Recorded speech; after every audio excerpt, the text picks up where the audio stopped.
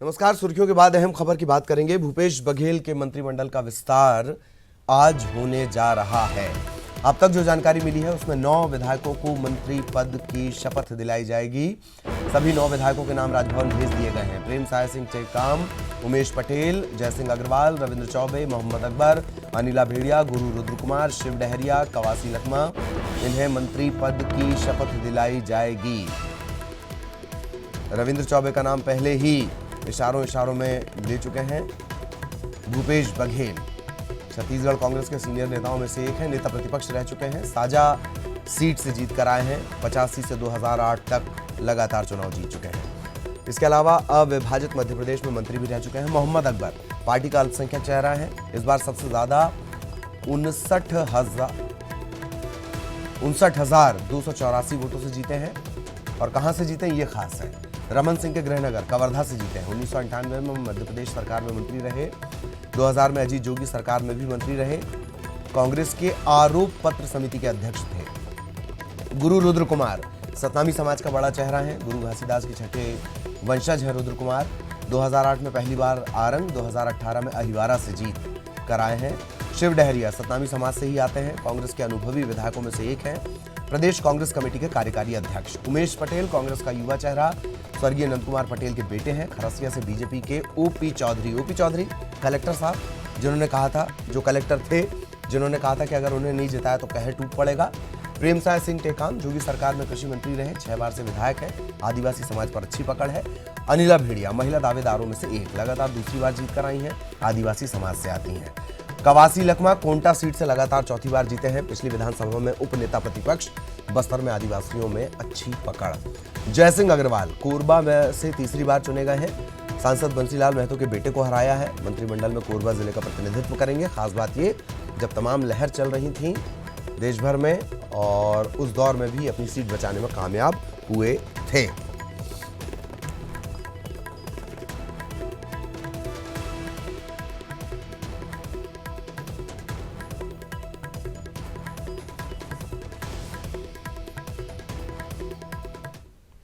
तो लगातार नजर बनी हुई है किस तरीके से दोनों जगह पर आज मध्य प्रदेश छत्तीसगढ़ में शपथ ग्रहण होता है। लेकिन इस वक्त आपको लिए चलते हैं दिल्ली।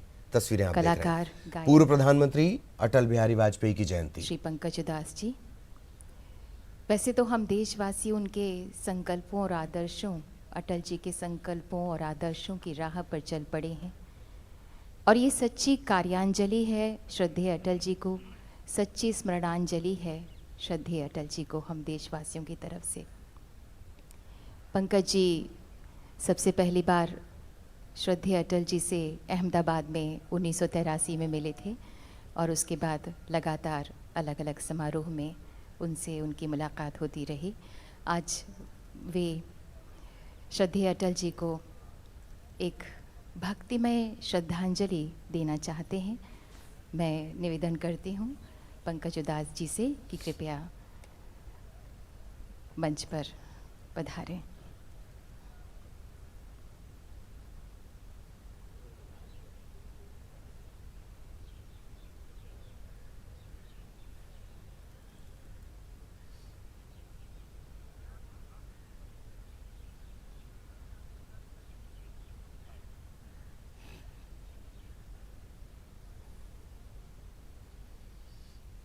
तो लगातार नजर बनी हुई है किस तरीके से दिल्ली में आयोजन हो रहे हैं। वैसे पूरे देश में आयोजन होने जा रहे हैं।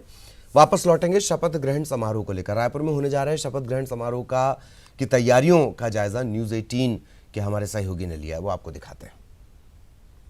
के शपथ ग्रहण की तैयारियां पूरी हो चुकी है। पुलिस परेड ग्राउंड में ये समारोह आयोजित किया जा रहा है। पूरी तरह समारोह को भव्य बनाने की यहां पर कोशिश की जा रही है, क्योंकि इससे पहले जो कार्यक्रम हुआ था उस पर मौसम की वजह से दिक्कतें आई थी, लेकिन आज पूरी तरह मौसम साफ है और तमाम जो मंत्री हैं वो यहाँ पर शपथ लेने वाले हैं। 10 मंत्री यहाँ पर शपथ लेंगे। कुर्सियां सज गई हैं और इन कुर्सियों को इंतजार है उन मंत्रियों का जो आज शपथ लेने वाले हैं। कुछ घंटों का इंतजार, और उसके बाद ये इंतजार खत्म हो जाएगा और पता चल पाएगा कि आखिर भूपेश भूपेश बघेल के मंत्रिमंडल में कौन कौन शामिल हो रहा है, पूरी व्यवस्थाएं यहाँ पर की गई हैं। जिला प्रशासन की टीम पूरी तरह लगी हुई है और ये देख सकते हैं आप कि किस तरह की पूरी व्यवस्था यहाँ पर की गई है। वीआईपीज के बैठने के साथ ही साथ अधिकारियों के बैठने की व्यवस्था अलग की गई है और इसके अलावा जो तमाम समर्थक रहेंगे, मंत्रियों के भी समर्थक यहाँ पर रहेंगे, विधायकों के समर्थक रहेंगे। और ये तैयारियां यहाँ पर इसलिए भी महत्वपूर्ण हैं क्योंकि जिस तरह से समारोह को भव्य बनाने की पूरी यहाँ पर कोशिश की जा रही है, जो कसर पिछली बार छूट गई थी वो कसर इस बार पूरी करना चाह रही है यहाँ पर कांग्रेस। और जिस तरह से मंत्रिमंडल का गठन हुआ है, राज्यपाल आनंदीबेन उन्हें शपथ देंगी। इंतजार कुछ ही घंटों का है और उसके बाद ये साफ हो जाएगा कि आखिर मंत्री कौन होते हैं। हालांकि नाम जो है वो पहली पंक्ति के नेताओं के साफ हो चुके हैं, इंतजार बस उनके शपथ ग्रहण समारोह का है। कैमरा पर्सन चोलाराम यादव के साथ देवव्रत भगत, न्यूज़ 18 रायपुर।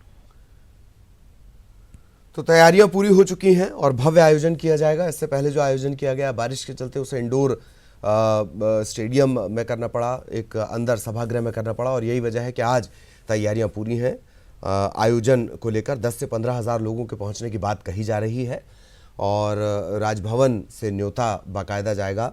अब तक जो अपडेट है इसमें 9 मंत्री आज 9 विधायक आज मंत्री पद की शपथ ले सकते हैं। राजभवन में 9 नामों की लिस्ट भेजी गई है।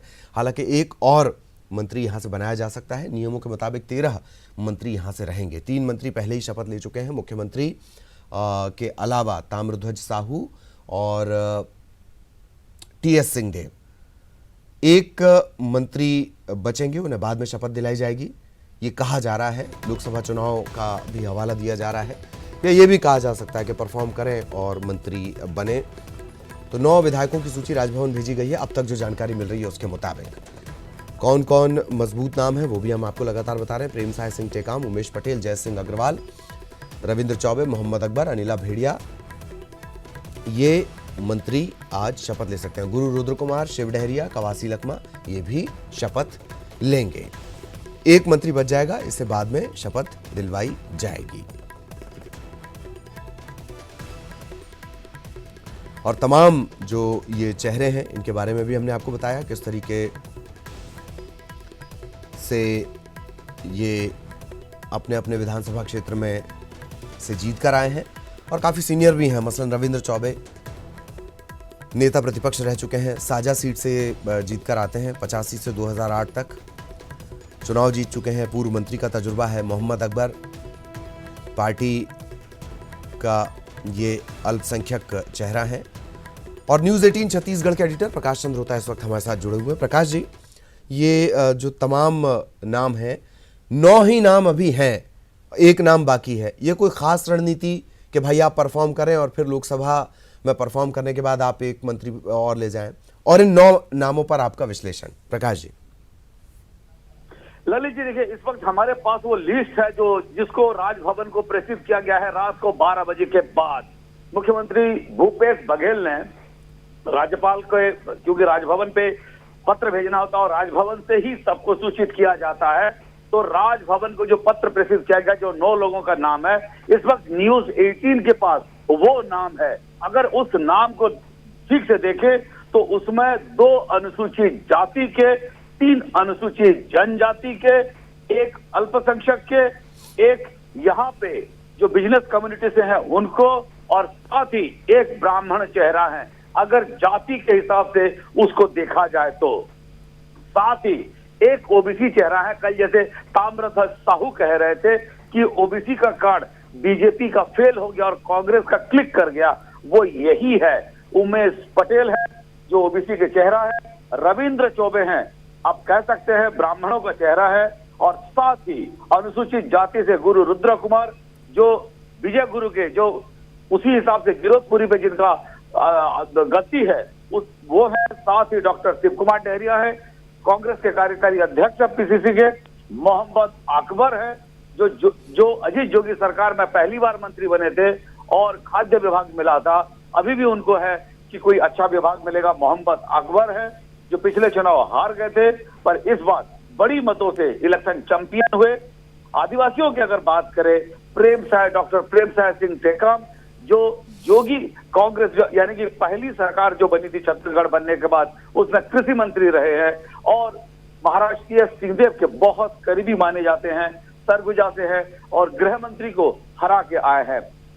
वो है कवासी लखमान, 1998 के बाद लगातार जीत के आ रहे हैं, कभी नहीं हारे, कैसी भी स्थिति हो क्या हो। और सबसे अविकसित कोंटा विधानसभा क्षेत्र से आते हैं कवासी लखमा। साथ ही अनिला भेड़िया हैं, एकमात्र महिला चेहरा है, आदिवासी हैं, पर बड़े राजनीतिक परिवार से आते हैं। उनके पति भी बड़े ओहदे पर रहे हैं, पुलिस विभाग में रहे हैं, और परिवार के लोग पुलिस विभाग में रहे हैं, अच्छे पदों पे रहे हैं। और अनिला भेड़िया, ये सभी लोग कह रहे थे उस दिन जिस दिन भूपेश बघेल जी का शपथ ग्रहण हुआ, सभी लोग कह रहे थे कि महिला बाल विकास विभाग के मंत्री वो बन रही हैं, ये भूपेश बघेल ही बता पाएंगे। और इसी हिसाब से देखेंगे तो 9 चेहरा है, जयसिंह अग्रवाल भी हैं, कोरबा से हैं, और ये चरणदास महंत के बहुत करीबी माने जाते हैं। तो कैंप के हिसाब से बोले, अगर अलग अलग समीकरण, जातीय समीकरण की बोले, वरिष्ठता की आधार पर बोले, इसमें नाम है। एक बात कही जा रही है निश्चित रूप से, यहाँ पे एक नाम नहीं है सत्यनारायण शर्मा की, और उसको लेकर लोग सोच रहे थे कि क्या बनाएंगे, उनको क्या स्थान मिलेगा और क्या बन सकते हैं। तो निश्चित रूप से एक सीट जिसका सवाल आपने पूछे थे, 10 में से 9 हो गए, एक खाली रखा गया है। और शायद ये कई मामले में जो 2000 से 2003 की कांग्रेस की सरकार रही है, उसी हिसाब से इसको भी देखा जा सकता है। उस वक्त भी एक पद खाली रखा गया था पहले, अब बाद में उसमें रख दिया गया।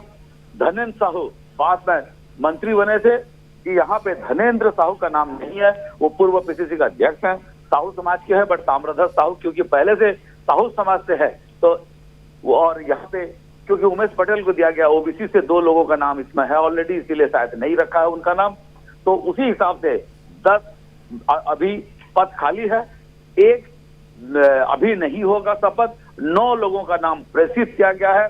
जिन लोगों का नाम प्रेषित किया गया है उनको मैसेज आ चुका है कि शपथ ग्रहण है, आप आ जाइए। और आज पुलिस परेड ग्राउंड में मध्य प्रदेश और छत्तीसगढ़ के जो राज्यपाल है आनंदीबेन पटेल, जो स्वयं गुजरात की मुख्यमंत्री रह चुकी है, वो शपथ दिलाएंगे। और टीएस सिंहदेव और ताम्रध्वज साहू मुख्यमंत्री भूपेश बघेल के साथ शपथ ले चुके हैं पहले से ही। जी ललित जी, तो बड़ा अपडेट प्रकाश जी, आप बने रहिएगा। सिर्फ और सिर्फ न्यूज 18 मध्य प्रदेश छत्तीसगढ़ के पास वो लिस्ट है, वो 9 नाम जो भेजे गए हैं और राजभवन की तरफ से जिन्हें न्योता दिया जाएगा।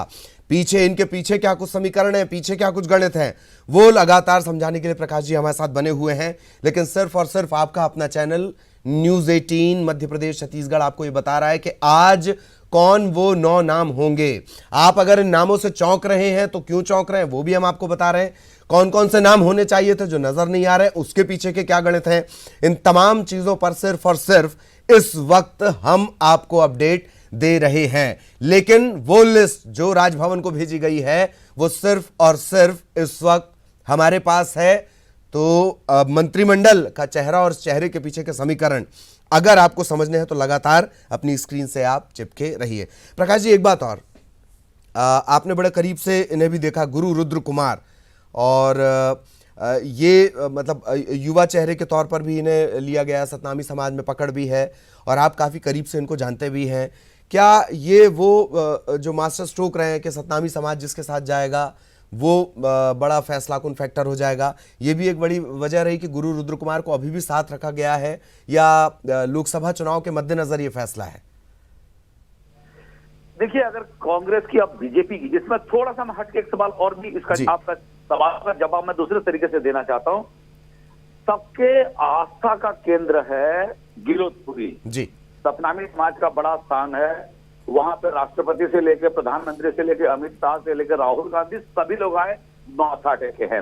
और वो जगह है जहां पे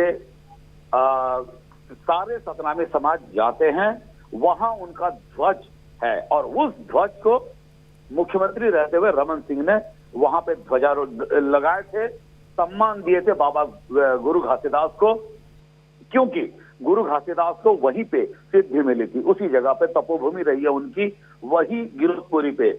कुछ साल करने के बाद जब वहां पे कहा गया कि कुतुब मीनार से भी बड़ा हम जैत खम बनाएंगे और वो आस्था का प्रतीक है, सम्मान का प्रतीक है, भगवान का स्वरूप है, उसी जगह पे पहले डॉक्टर रमन सिंह झंडा फहराते थे, ध्वजा लगाते थे, झंडा तो नहीं कहूंगा, ध्वजा ही फहराते थे। अब बाद में वो उस चीज को छोड़ दिए और ये एक सतनामी समाज पे वाहवाही लूटने की बीजेपी की एक प्रयास रही। हाँ, निश्चित रूप से कहा जाएगा पिछले चुनाव में 10 में से 9 सीट जीते, पर जिस हिसाब से सतनामी समाज के ऊपर सतनामी समाज ने आरोप लगाया कि बीजेपी ने उनको विभेद करने का, समाज के अंदर अलग अलग राजनीतिक रूप से बांटने का कोशिश किया करके, बाद में एक विजय गुरु हैं, उनके सुपुत्र हैं ये रुद्र गुरु, और विजय गुरु तो पहले भी मंत्री रह चुके हैं, मिनी माता के वंशज हैं, इनके पिताजी के माता जी है मिनी माता, जो छत्तीसगढ़ मध्य प्रदेश के पहले महिला सांसद है, काफी अच्छा काम की है सोशल रिफॉर्म में।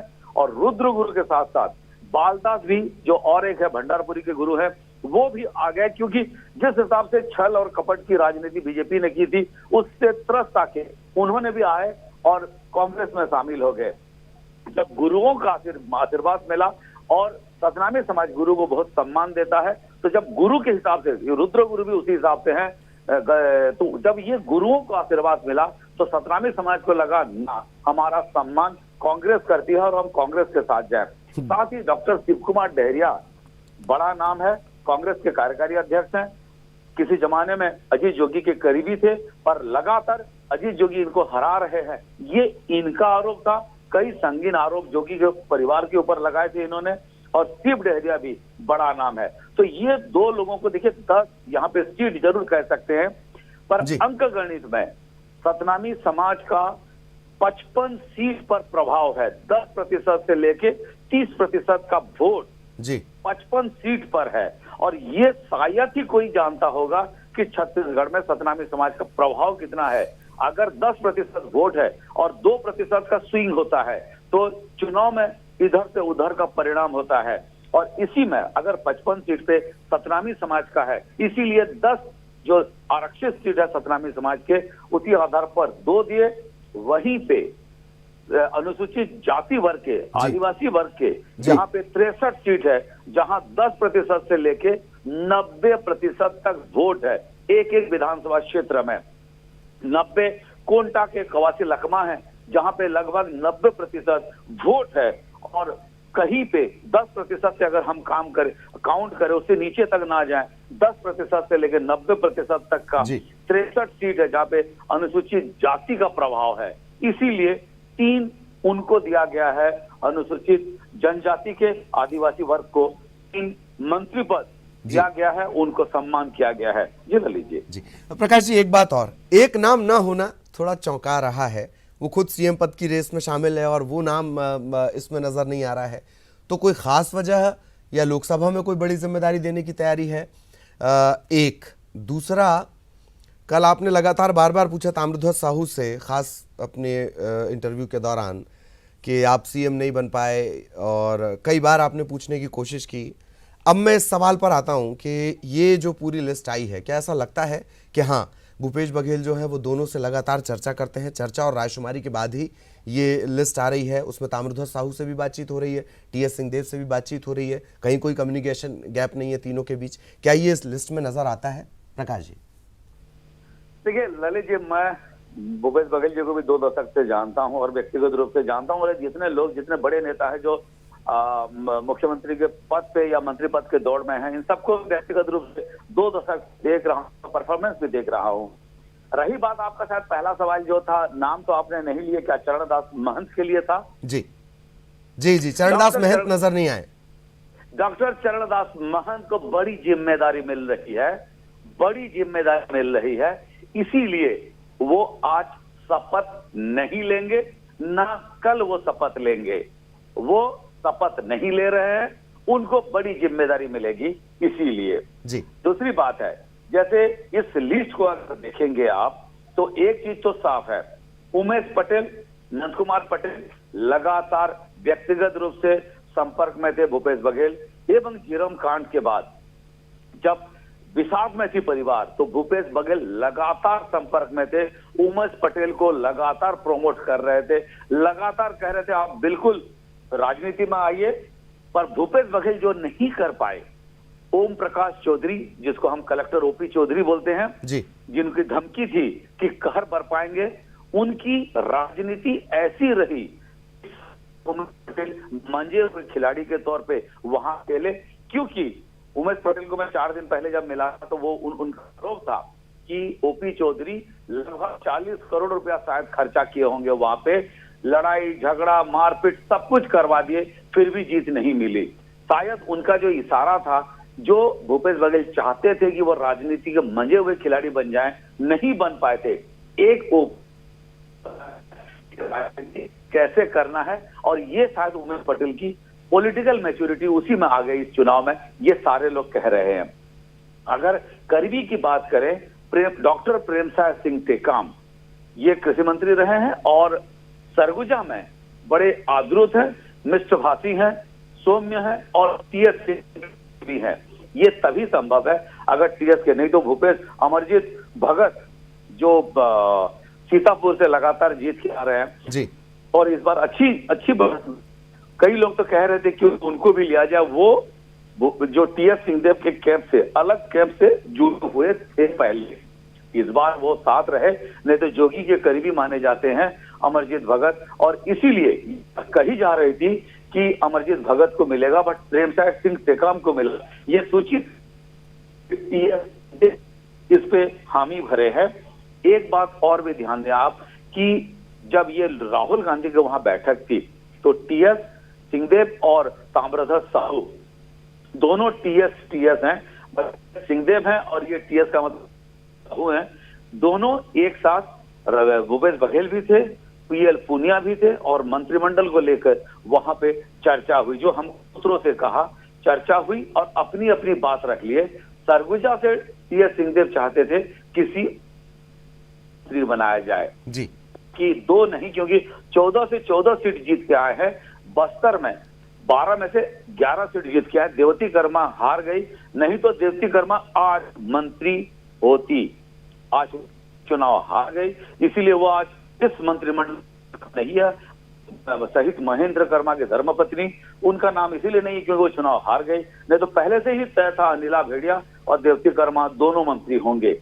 और चाहते थे टीएस सिंहदेव चाहते थे कि बस सरगुजा से 2 लोगों का नाम हो, नहीं हो पाया क्योंकि मंत्रिमंडल में किसी एक को ड्रॉप करेंगे। जयसिंह अग्रवाल जो हैं ये बहुत करीबी हैं महंत के, तो डॉक्टर चरणदास महंत के बहुत करीबी हैं जी। और ये देखिए, अगर मैं इसलिए कह रहा हूँ राजनीतिक समीकरण की बात करें या जातीय समीकरण की बात करें, गुटीय, भले ही कांग्रेस पार्टी कोई विश्वास करे ना करे, पर गुटिया समीकरण की भी अगर बात करें, अलग अलग गुटों पे जो बटी हुई है कांग्रेस, बात करें जी, जो 9 लोगों का 9 और 11 लोग अभी जो मंत्री हैं वो उसी के हिसाब से हैं। और भूपेश भी चाहते हैं कि बैलेंस्ड मंत्रिमंडल रहे, पर सत्यनारायण शर्मा, धनेंद्र साहू ये नाम नहीं होना, उनको कहां से एडजस्ट करेंगे वो देखना है, क्योंकि ये बात है हल सत्यनारायण शर्मा एक्स बना, अब सत्यनारायण शर्मा दिल्ली में थे, मिले थे तो वो बेहतर बता पाएंगे उन पार्टी हाईकमान से क्या बात हुई है, पर बड़े चेहरा है और अच्छे मतों से जीत के आए और किसी जमाने में अर्जुन सिंह से लेकर दिग्विजय सिंह के एकदम करीबी रहे सत्यनारायण शर्मा, तो कहीं ना कहीं सम्मान तो उनको पार्टी भी रखेगी और रखेगी, तो क्या ये अभी कहना मुश्किल। पर डॉक्टर चरणदास महंत जो मुख्यमंत्री के दौड़ पर थे उनके लिए पद रख दिया गया है। जी जी, चलिए इस खबर पर लगातार हम बने हुए, प्रकाश जी आप भी हमारे साथ बने रहिएगा। और क्या कुछ इन 9 नामों के पीछे का समीकरण है, 3 नाम तो खैर सभी को पता थे, 9 नामों के पीछे का क्या कुछ समीकरण है वो भी हम लगातार समझते चल रहे हैं।